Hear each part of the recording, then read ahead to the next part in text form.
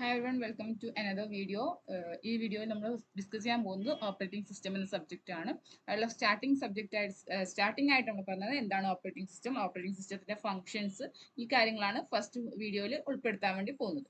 So first പറയുന്നത് functions of operating system ആണ്. Operating സിസ്റ്റത്തിലേക്ക് ഒരു ഇൻട്രൊഡക്ഷൻ ആയിട്ടാണ് പറയുന്നത്. സോ ഓപ്പറേറ്റിംഗ് സിസ്റ്റം അഥവാ OS is an interface between A computer user and computer hardware. കമ്പ്യൂട്ടറിന്റെ യൂസറും ഹാർഡ്വെയറും തമ്മിൽ, ഹാർഡ്വെയർ നമുക്ക് ഡയറക്റ്റ് ആയിട്ട് മാനേജ് ചെയ്യാൻ വേണ്ടി പറ്റില്ല. സോ യൂസറും ഹാർഡ്വെയറും തമ്മിലുള്ള ഇന്ററാക്ഷന് വേണ്ടിയിട്ട് അതിന്റെ ഒരു ഇന്റർമീഡിയറ്റ് ആയിട്ട് വർക്ക് ചെയ്യുന്ന ഒരു സോഫ്റ്റ്വെയർ ആണ്, ഒരു ഇന്റർഫേസ് ആണ് ഓപ്പറേറ്റിംഗ് സിസ്റ്റം എന്ന് പറയുന്നത്. An operating system is a software which performs all the basic tasks like file management, memory management, process management, handling input and output, and controlling peripheral devices such as disk drives and printers. So നമുക്കൊരു system on ആയി കഴിഞ്ഞാൽ next second മുതലുള്ള എല്ലാ വർക്കുകളും, ആ സിസ്റ്റത്തിൽ ചെയ്യാവുന്ന എല്ലാ വർക്കുകളും ആരുടെ കൺട്രോളാണ്? ഓപ്പറേറ്റിംഗ് സിസ്റ്റത്തിന്റെ കൺട്രോളാണ്. അതാണ് ഇവിടെ പറഞ്ഞിരിക്കുന്നത്.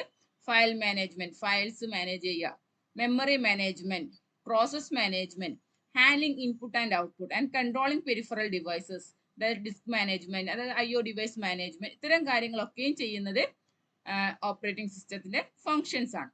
സോ ഈ ഓരോ പാർട്ടും, മെമ്മറി മാനേജ്മെന്റ് എങ്ങനെയാണ് ചെയ്യുന്നത്, പ്രോസസ് മാനേജ്മെന്റ് എങ്ങനെയാണ്, ഇതാണ് നമ്മൾ ഇനി ത്രൂ ഔട്ട് ഈ ഒരു വീഡിയോയിലൂടെ ഡിസ്കസ് ചെയ്യാൻ വേണ്ടി പോകുന്നത്. സോ നെക്സ്റ്റ് പറഞ്ഞിരിക്കുന്നത് ഓപ്പറേറ്റിംഗ് സിസ്റ്റം, ചില ഓപ്പറേറ്റിംഗ് സിസ്റ്റത്തിന്റെ എക്സാമ്പിൾ ആണ്. അതാണ് ലിനക്സ്, വിൻഡോസ്, OS, VMS, ഇതൊക്കെ കുറച്ച് ഓപ്പറേറ്റിംഗ് സിസ്റ്റംസ് ആണ്. നെക്സ്റ്റ് വന്നിരിക്കുന്നത് ഡെഫിനിഷൻ ആണ്. എന്താണ് ഓപ്പറേറ്റിംഗ് സിസ്റ്റം എന്നുള്ള ഡെഫിനിഷൻ ആണ് വന്നിരിക്കുന്നത്. ദെൻ എന്താണ് operating system? It is a program that acts as an interface between the user and the computer hardware and controls execution of all kinds of program. So യൂസറും ഹാർഡ്വെയറും തമ്മിലുള്ള ഒരു intermediate interface ആണ് operating system എന്നുള്ളത്. അതേപോലെ തന്നെ അതിൽ run ചെയ്യുന്ന എല്ലാ പ്രോഗ്രാംസിനെയും കൺട്രോൾ ചെയ്യുന്നത്, അതിന്റെ എക്സിക്യൂഷൻ കൺട്രോൾ ചെയ്യുന്നതും ഓപ്പറേറ്റിംഗ് സിസ്റ്റം ആണ്. ദെൻ അതിന്റെ ഒരു ഡയഗ്രാമാറ്റിക് റെപ്രസെന്റേഷൻ ആണ് ഇവിടെ കൊടുത്തത്. നമ്മുടെ ഹാർഡ്വെയർ ഇവിടെ ഉണ്ട്, അതേപോലെ മൾട്ടിപ്പിൾ യൂസേഴ്സ് വരുന്നുണ്ട്. സോ ഈ രണ്ടിന്റെയും ഇടയിലായിട്ടാണ് സോഫ്റ്റ്വെയർ സെക്ഷൻ വരുന്നത്. ഈ സോഫ്റ്റ്വെയർ സെക്ഷനിൽ തന്നെ രണ്ട് ടൈപ്പ് സോഫ്റ്റ്വെയർസ് ഉണ്ട്, സിസ്റ്റം സോഫ്റ്റ്വെയറും ആപ്ലിക്കേഷൻ സോഫ്റ്റ്വെയറും. ഓപ്പറേറ്റിംഗ് സിസ്റ്റം എന്നുള്ളത് ഒരു സിസ്റ്റം സോഫ്റ്റ്വെയർ ആണ്. സോ ഓപ്പറേറ്റിംഗ് സിസ്റ്റം വഴിയാണ് ഈ വർക്കിംഗ് ഒക്കെയും നടക്കുന്നത്. ഏതൊരു സോഫ്റ്റ്വെയർ ആവട്ടെ, ആപ്ലിക്കേഷൻ സോഫ്റ്റ്വെയർ ആവട്ടെ, അതിനെ കൺട്രോൾ ചെയ്യുന്നതും ഓപ്പറേറ്റിംഗ് സിസ്റ്റം ആണ്. ദെൻ നെക്സ്റ്റ് പറഞ്ഞിരിക്കുന്നത് എന്താണ് ഓപ്പറേറ്റിംഗ് സിസ്റ്റത്തിന്റെ ഫംഗ്ഷൻ. നമ്മളിപ്പോൾ പറഞ്ഞ ഓരോന്നും തന്നെയാണ് അതിന്റെ ഫംഗ്ഷൻസ് ആയിട്ട് വരുന്നത്. ഒന്ന് memory management, processor management, device management, file management, security, control over system performance, job accounting, error detection aid, coordination between other software and users. ഇതൊക്കെയും ഓപ്പറേറ്റിംഗ് സിസ്റ്റത്തിന്റെ ഫങ്ഷൻസ് ആണ്. നെക്സ്റ്റ് സെക്ഷൻ ഉള്ളത് മെമ്മറി മാനേജ്മെന്റ് ആണ്. Memory management എങ്ങനെയാണ്? ചെറിയ ഒരു പാർട്ടാണ്, കൂടുതലായിട്ട് നെക്സ്റ്റ് ഫർദർ ആയിട്ട് ഉണ്ടാവും. ഇവിടെ പറഞ്ഞിരിക്കുന്നത് ഒരു ജസ്റ്റ് ഒരു ക്രോഡീകരിച്ചിട്ട് പറഞ്ഞിരിക്കുകയാണ് എന്താണ് മെമ്മറി മാനേജ്മെന്റ് എന്നുകൊണ്ട് ഉദ്ദേശിക്കുന്നത്, പ്രോസസ് മാനേജ്മെന്റ് എന്തുകൊണ്ട് ഉദ്ദേശിക്കുന്നത്, അങ്ങനെ ഒരു ചെറിയ സെക്ഷൻ ആണ്. സോ ഫസ്റ്റ് പറഞ്ഞിരിക്കുന്നത് മെമ്മറി മാനേജ്മെന്റ് ആണ്. So memory manage refers to management of primary memory or main memory. Main memory is a large array of words or bytes where each word or byte has its own memory. So memory management എന്നുകൊണ്ട് ഉദ്ദേശിക്കുന്നത് primary memory അല്ലെങ്കിൽ main മെമ്മറിയെ manage ചെയ്യുക. അതിൽ എങ്ങനെ store ചെയ്യാം, അതിൽ എങ്ങനെ access ചെയ്യും, ഈ കാര്യങ്ങളൊക്കെ മാനേജ് ചെയ്യുന്നതാണ് മെമ്മറി മാനേജ്മെന്റ് എന്ന് പറയുന്നത്. മെയിൻ മെമ്മറി എന്ന് പറയുന്നത് എന്താണ്? ലാർജ് അരേ ഓഫ് വേർഡ്സ് ഓർ ബൈറ്റ്സ് ആണ്. ബൈറ്റ്സിന്റെ അരേ ആയിട്ട് സ്റ്റോർ ചെയ്യുന്ന, 1 by 1 ആയിട്ട് സ്റ്റോർ ചെയ്യുന്ന, ഓരോ സെല്ലായിട്ട് സ്റ്റോർ ചെയ്യും. ഓരോ സെല്ലും ഇത്ര ബിറ്റ്സ്, ഒരു ബിറ്റ്സ് സ്റ്റോർ ചെയ്യാൻ പറ്റുന്ന രീതിയിൽ സെൽസ് ആയിട്ട് അറേഞ്ച് ചെയ്തിട്ടുണ്ടാവും. ഇങ്ങനെയാണ് മെമ്മറി അഡ്രസ്. അതിനെ മെമ്മറി അഡ്രസ് എന്ന് പറഞ്ഞാൽ ഓരോ ബൈറ്റിനും ഒരു അഡ്രസ് പ്രൊവൈഡ് ചെയ്തിട്ടുണ്ടാവും. Each word or byte has its own address. അതാണ് അതിന്റെ അഡ്രസ്. എങ്ങനെയാണ് ആക്സസ് ചെയ്യാൻ വേണ്ടി we have to provide that particular address. So ഓരോന്നിനും address ഉണ്ടാവും. Main memory provides a fast storage that can be accessed directly by the CPU. So CPU-ക്ക് direct ആയിട്ട് access ചെയ്യാൻ പറ്റുന്ന മെമ്മറി എന്നുള്ളത് മെയിൻ മെമ്മറി ആണ്. For a program to be executed, it must be in the main memory. Program execute ചെയ്യണമെങ്കിൽ അത് എവിടെ ഉണ്ടായിരിക്കണം? മെയിൻ മെമ്മറിയിൽ ഉണ്ടെങ്കിൽ മാത്രമേ നമുക്കത് എക്സിക്യൂട്ട് ചെയ്യാൻ വേണ്ടി, ഡയറക്റ്റ് ആയിട്ട് ആക്സസ് ചെയ്യാൻ വേണ്ടി പറ്റുള്ളൂ. സോ അതായത് മെമ്മറിയിലേക്ക് ഒരു പ്രോഗ്രാം നമുക്ക് റൺ ചെയ്യണമെങ്കിൽ അത് ആദ്യം എന്ത് ചെയ്യണം? സെക്കൻഡറി സ്റ്റോറേജിലാണ് ഉള്ളതെങ്കിൽ we have to brought the memory to the primary memory. എങ്കിൽ മാത്രമേ നമുക്ക് എന്ത് ചെയ്യാൻ ആ പ്രോഗ്രാമിനെ എക്സിക്യൂഷൻ സ്റ്റേജിലേക്ക് കൊടുക്കാൻ വേണ്ടി പറ്റുള്ളൂ. ദെൻ മറ്റു കുറച്ച് ആക്ടിവിറ്റീസ് ആണ് ഇവിടെ പറഞ്ഞിരിക്കുന്നത്. ഓപ്പറേറ്റിംഗ് സിസ്റ്റത്തിന്റെ memory management activities. Keep tracks of primary memory, that is what part of it are in use by whom and what part are not use, ഏതൊക്കെയാണ് യൂസ് ചെയ്തിരിക്കുന്നത്, യൂസ് ചെയ്യാത്ത മെമ്മറി പാർട്ട് ഏതാണ്, ഇതൊക്കെ check ചെയ്ത് വെക്കും. In multi-programming, the OS decides which process will get memory and when and how much. Multi-programming system ആണെങ്കിൽ ഏത് പ്രോസസ്സിനാണ് memory കൊടുക്കേണ്ടത്, എത്രമാത്രം മെമ്മറി, അങ്ങനെയുള്ള എപ്പോൾ കൊടുക്കണം, ഇതൊക്കെ തീരുമാനിക്കുന്ന ഓപ്പറേറ്റിംഗ് സിസ്റ്റം ആണ്. Then allocates the memory when a process requests it to do so. Memory allocate, ഒരു പ്രോസസ്സിന് അതിന്റെ എക്സിക്യൂഷൻ സ്റ്റാർട്ട് ചെയ്തു, അതിന് മെമ്മറി റിക്വയർമെന്റ് വന്നു കഴിഞ്ഞാൽ ആ മെമ്മറി കൊടുക്കുന്നതും അലോക്കേറ്റ് ചെയ്യുന്നതും മെമ്മറി മാനേജ്മെന്റ് ഫംഗ്ഷൻ ആണ്. Deallocates the memory when a process no longer needs or has been terminated. So ഒരു പ്രോസസ് അതിന്റെ എക്സിക്യൂഷൻ കഴിഞ്ഞ് തിരിച്ചു പോകുന്ന സമയത്ത് അത് ഉപയോഗിച്ചിരുന്ന മെമ്മറി ഡിഅലോക്കേറ്റ് ചെയ്യുക, ഫ്രീ ചെയ്യുന്നതും ഇതിന്റെ ഫംഗ്ഷൻ ആണ്. നെക്സ്റ്റ് വരുന്നത് പ്രോസസർ മാനേജ്മെന്റ് ആണ്. പ്രോസസ് മാനേജ്മെന്റ് കേസിൽ the OS decides which process gets the processor when and for how much time. So നമുക്ക് മൾട്ടി പ്രോഗ്രാമിംഗ് എൻവയോൺമെന്റ് ആണ് ഉപയോഗിക്കുന്നതെങ്കിൽ ഏത് പ്രോസസ് ആണ് നെക്സ്റ്റ് ആയിട്ട് എക്സിക്യൂട്ട് ചെയ്യാൻ വേണ്ടി പോകുന്നത്, ആ എക്സിക്യൂട്ട് ചെയ്യുന്നതിന് എത്രമാത്രം ടൈം എടുക്കും, എപ്പോഴാണ് അതിന് കൊടുക്കേണ്ടത്, ഇതൊക്കെ തീരുമാനിക്കുന്നത് ഓപ്പറേറ്റിംഗ് സിസ്റ്റം ആണ്. This function is called process scheduling. ഇതിനാണ് പ്രോസസ് ഷെഡ്യൂളിംഗ് എന്ന് പറയുന്നത്. മറ്റു ആക്ടിവിറ്റീസ് വരുന്നത് keep tracks of processor and status of process. The program responsible this task is called traffic controller. And allocate the processor to a processor. Processor allocate ചെയ്യുക. അതേപോലെ തന്നെ deallocate ചെയ്യുന്നത് processor മാനേജ്മെന്റിൽ വരുന്നതാണ്.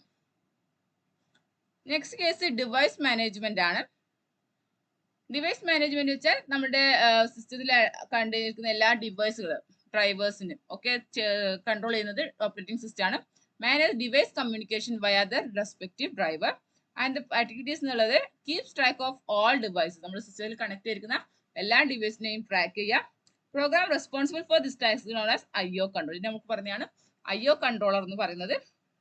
And decides which process gets the device when and for how much time. നമുക്ക് ഏത് ഒരു പ്രോസസ്സിന് ഒരു IO ഡിവൈസ് റിക്വസ്റ്റ് ചെയ്തിട്ടുണ്ടെങ്കിൽ ആ ഡിവൈസ് എനിക്ക് ആക്സസ് ചെയ്യാൻ അല്ലെങ്കിൽ അലോക്കേറ്റ് ചെയ്ത് കൊടുക്കുന്നതൊക്കെ ഓപ്പറേറ്റിംഗ് സിസ്റ്റം ആണ്. Allocate device and deallocate device. Allocate ചെയ്യുന്നതും ഡിഅലോക്കേറ്റ് ചെയ്യുന്നതും ഓപ്പറേറ്റിംഗ് സിസ്റ്റത്തിന്റെ റെസ്പോൺസിബിലിറ്റി ആണ്. നെക്സ്റ്റ് വരുന്നത് ഫയൽ മാനേജ്മെന്റ് ആണ്. A file system is normally organised into directories for easy navigation and usage.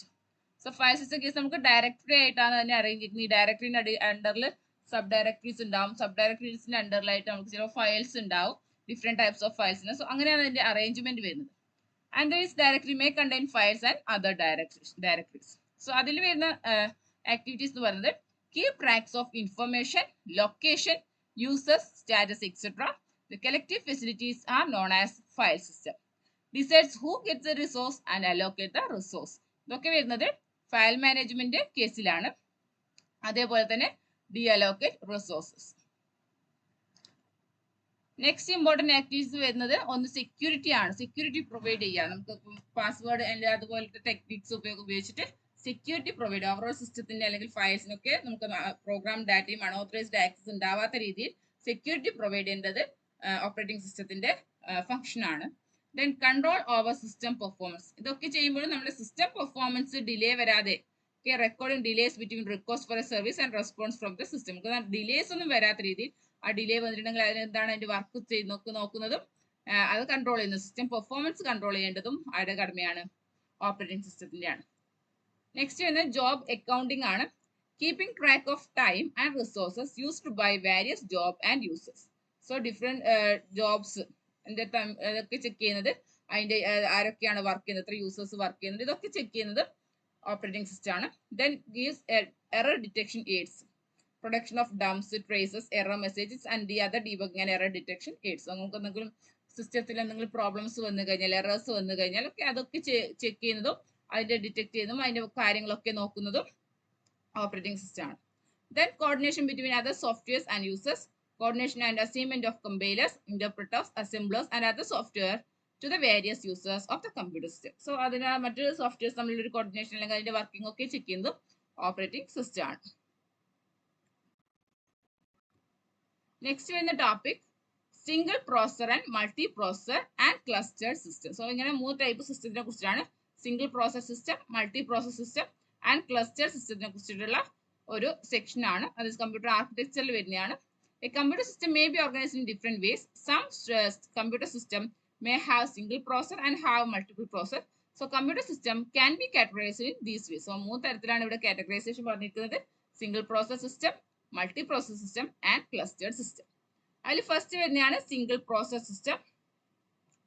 Some computer use only one processor such as microcomputers. നമുക്ക് ചില കേസുകളിൽ നമ്മൾ സാധാരണ ഇപ്പോൾ നമ്മുടെ ഇൻഡിവിജ്വൽ യൂസിനൊക്കെ നമ്മൾ ഉപയോഗിക്കുന്ന സാധാരണ സിംഗിൾ പ്രോസസ് സിസ്റ്റം ആണ്. സോ അതിന്റെ കേസ് നമ്മൾ പറഞ്ഞു കഴിഞ്ഞാൽ മൈക്രോ കമ്പ്യൂട്ടേഴ്സ് അത് സിംഗിൾ പ്രോസസ് സിസ്റ്റംസ് ആണ്.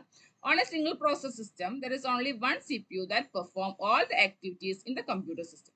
So single process systemത്തിൽ എന്താണ് പറഞ്ഞത്, ഒരു പ്രോസസർ തന്നെയാണ് full activity coordination and control ചെയ്യുന്നത് ഒരു സിംഗിൾ പ്രോസസർ ആണ്. However, most of these systems have other special purpose processors such as IO processor that move data rapidly among different components of the computer system. So ഈ ഒരു കേസിൽ നമുക്ക് IO processor പറഞ്ഞാൽ special purpose പ്രോസസ്സും ഉണ്ടാവാം. അത് ആ ഒരു സെക്ഷൻ മാത്രം ഹാൻഡിൽ ചെയ്യാൻ വേണ്ടിയിട്ട് അത്തരത്തിലുള്ള സ്പെഷ്യൽ പർപ്പസ് പ്രോസസ്സും അവൈലബിൾ ആയിരിക്കാം. These preprocessors execute only a limited system programs and do not run the user process. ഇത്തരത്തിലുള്ള സ്പെഷ്യൽ പ്രോസസ്സ് എന്താണ്, ആ ഒരു പെർട്ടിക്കുലർ സെക്ഷൻ മാത്രമേ അത് ഹാൻഡിൽ ചെയ്യുള്ളൂ. യൂസർ പ്രോഗ്രാംസ് ഒന്നും റൺ ചെയ്യില്ല. അപ്പോൾ അതിന് എന്താണോ വർക്ക് ചെയ്തിരിക്കുന്നത് ആ പാർട്ട് മാത്രമേ അത് ഹാൻഡിൽ ചെയ്യുള്ളൂ. So we define single process system as a system that has only one general purpose CPU is considered as a single process. ഒരു ജനറൽ പർപ്പസ് CPU മാത്രമുള്ള സിസ്റ്റങ്ങളെയാണ് സിംഗിൾ പ്രോസസ് സിസ്റ്റം ആയിട്ട് consider ചെയ്യുന്നത്. Next case multi process system ആണ്. Some systems have 2 or more processors. ചില സിസ്റ്റത്തിന്റെ കേസിൽ ഒന്നോ അതിൽ കൂടുതലോ പ്രോസസ്സേഴ്സ് ഉണ്ടായിരിക്കാം. These systems are also known as parallel system or tightly coupled system. Parallel systems എന്ന് പറയാം, അല്ലെങ്കിൽ tightly coupled systems എന്ന് പറയാം. Mostly the process of these systems share the common system bus, that is electronic path, memory and peripheral device. So ഈ ഒരു കേസിൽ മിക്കവാറും കേസുകളിൽ എന്താണ് സംഭവിക്കുന്നത്, ഈ മൾട്ടിപ്പിൾ പ്രോസസ്സ് ഉണ്ടാവും പറഞ്ഞു. ഈ പ്രോസസ്സുകളൊക്കെ ചില ഡിവൈസുകൾ അല്ലെങ്കിൽ പെരിഫറൽസ് എന്താണ് ഷെയർ ചെയ്തിട്ടാണ് ഉപയോഗിക്കുക. ഫോർ എക്സാമ്പിൾ മെമ്മറി ആവാം, ചില പെരിഫറൽസ് ആവാം. ഇത് ബസ് വഴി ഒരു സിസ്റ്റം ബസ് വഴി ഷെയർ ചെയ്തിട്ടാണ് യൂസ് ചെയ്യുന്നത് സിസ്റ്റം മറ്റുള്ള ഡിവൈസുകളൊക്കെ. These systems are fast in data processing and have capability to execute more than one program simultaneously on different processors. ഒരേ സമയത്ത് തന്നെ മൾട്ടിപ്പിൾ പ്രോസസ്സുകൾ ഡിഫറെന്റ് പ്രോസസ്സറിൽ ഉണ്ടായതുകൊണ്ട് തന്നെ മൾട്ടിപ്പിൾ പ്രോസസ്സുകൾ സൈമൾട്ടേനിയസ് ആയിട്ട് എക്സിക്യൂട്ട് ചെയ്യാനുള്ള കാപ്പബിലിറ്റി മൾട്ടി പ്രോസസ് സിസ്റ്റങ്ങൾക്ക് ഉണ്ടാവും. മെയിൻലി 2 ടൈപ്പാണ് ഉള്ളത്. അതിനെ ഡിവൈഡ് ചെയ്തിരിക്കുന്നത് asymmetric multi process system, symmetric multi process system. എന്താണ് അസിമെട്രിക് മൾട്ടി പ്രോസസിംഗ് സിസ്റ്റം എന്ന് നോക്കാം. In the multiprocessing system in which each processor is assigned a specific task is known as asymmetric multiprocessing system. So ഈ ഒരു കേസിൽ ഓരോ പ്രോസസറിനും ഒരു specific task assign ചെയ്തിട്ടാണ്. So ആ ടാസ്കിനെ ബേസ് ചെയ്തിട്ടായിരിക്കും ഈച്ച് പ്രോസസർ വർക്ക് ചെയ്യുന്നത്. അത്തരത്തിലുള്ള സിസ്റ്റത്തിനെയാണ് അസിമെട്രിക് മൾട്ടി പ്രോസസിംഗ് സിസ്റ്റം എന്ന് പറയുന്നത്. Next, in this system there exists master slave relationship like one processor defined as master and others as slaves. ഇവിടെ ഒരു master slave റിലേഷൻഷിപ്പിലാണ് processors design ചെയ്തിരിക്കുന്നത്. ഒരു main processor ഉണ്ടാവും, അതായിരിക്കും മാസ്റ്റർ പ്രോസസ്സർ. ഈ മാസ്റ്റർ പ്രോസസറിന്റെയും സ്ലേവ് പ്രോസസർ, മറ്റുള്ളതൊക്കെ സ്ലേവ് പ്രോസസർ ആയിരിക്കും. സോ ഈ മാസ്റ്റർ പ്രോസസർ ആയിരിക്കും മറ്റുള്ള പ്രോസസറിന്റെ സിസ്റ്റം മൊത്തത്തിൽ കൺട്രോൾ ചെയ്യുന്നത്. That is master processor controls the system and other processor executes predefined task. മറ്റുള്ള പ്രോസസർ എന്ത് ചെയ്യും, പറഞ്ഞിരിക്കുന്ന ടാസ്ക്, അതിന് കൊടുത്തിരിക്കുന്ന ടാസ്ക് എക്സിക്യൂട്ട് ചെയ്യുന്നത് മറ്റുള്ള സ്ലേവ് പ്രോസസർ ആയിരിക്കും.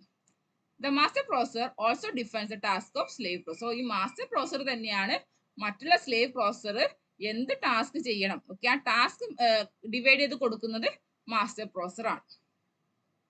Next case symmetric multi processing സിസ്റ്റത്തിൽ in multi processing system each processor performs all types of task within the operating system. So നമുക്ക് ഏത് ടാസ്ക് വേണമെങ്കിലും ഒരു സ്പെസിഫിക് കൺട്രോൾ കൊടുക്കാതെ അല്ലെങ്കിൽ ഒരു സ്പെസിഫിക് ആയിട്ട് ഇന്ന ടാസ്ക് മാത്രം ഒരു സിസ്റ്റം ഒരു പ്രോസസർ വർക്ക് ചെയ്യണം എന്ന് പറയാതെ എല്ലാവർക്കും ഏത് ടാസ്ക് വേണമെങ്കിലും എക്സിക്യൂട്ട് ചെയ്യാം എന്നുള്ളൊരു കൺസെപ്റ്റ് ആണ് സിമെട്രിക് മൾട്ടി പ്രോസസിംഗ് സിസ്റ്റം പറയുന്നത്.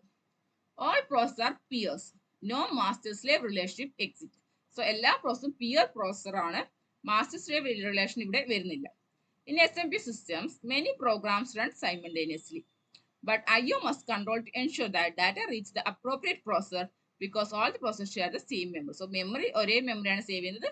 സോ അതിന്റെ പ്രോബ്ലംസ് അല്ലാതെ നമുക്ക് ബാക്കിയെല്ലാം ഓരോ പ്രോസസർ എന്താണ് മൾട്ടിപ്പിൾ ഒരേ സമയത്ത് ഡിഫറെന്റ് പ്രോഗ്രാംസ് എക്സിക്യൂട്ട് ചെയ്യാം. നെക്സ്റ്റ് വരുന്നത് ക്ലസ്റ്റേർഡ് സിസ്റ്റം ആണ്. Cluster systems are another form of multiprocessor system. These systems also contain multiple processes, but it differs from multiprocessor system.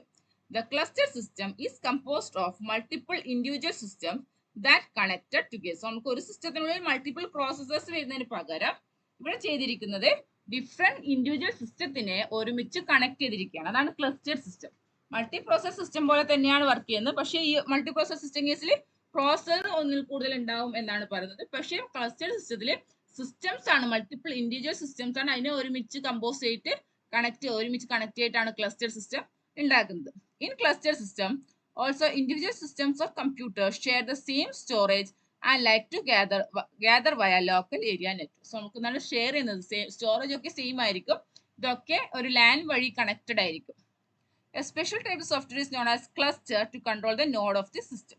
So അതിൽ ആ ഒരു സിസ്റ്റത്തിൽ ക്ലസ്റ്റർ സിസ്റ്റത്തിൽ ഉള്ള ഓരോ നോഡും ഓരോ ഇൻഡിവിജ്വൽ സിസ്റ്റത്തിനെയാണ് നമ്മൾ നോഡ് എന്ന് പറയുന്നത്. ആ നോഡിനെ കൺട്രോൾ ചെയ്യാൻ വേണ്ടിയിട്ട് ക്ലസ്റ്റർ എന്നുള്ളൊരു സോഫ്റ്റ്വെയർ, സ്പെഷ്യൽ ടൈപ്പ് സോഫ്റ്റ്വെയർ ഉണ്ടായിരിക്കും.